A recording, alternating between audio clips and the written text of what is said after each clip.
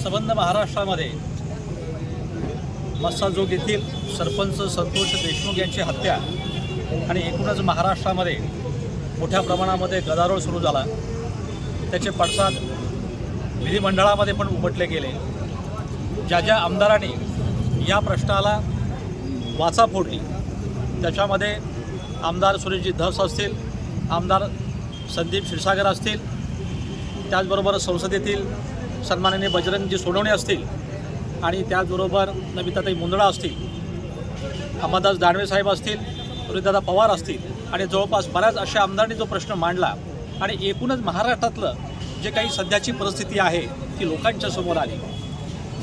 ज्यांनी आपल्या गावासाठी एक आदर्श पुरस्कार मिळवले आणि त्याची अशा पद्धतीने झालेली निर्गुण हत्या, खरं तर महाराष्ट्रातील ग्रामपंचायती म्हणतो आपण, ग्रामसभेचं स्वरूप हे खऱ्या अर्थानं तुम्हाला मी सांगतो संसदेच्या स्वरूपासारखं मांडलं जातं।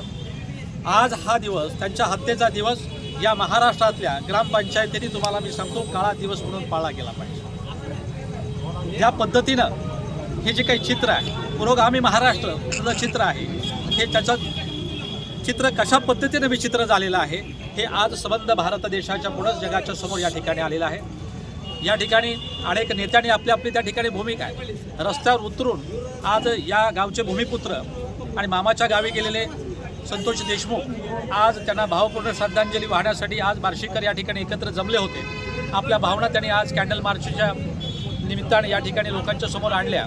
पण माझं तमाम लोकांना विनंती आहे की ज्या पद्धतीचं एक प्रशासनाचं, पोलीस प्रशासनाचं नेक्सस या गुंडांबरोबर झालं गेलेलं आहे, ही बाब अत्यंत धोकादायक आहे। आपल्या येणाऱ्या पिढीसाठी ही सतावणारी गोष्ट आहे।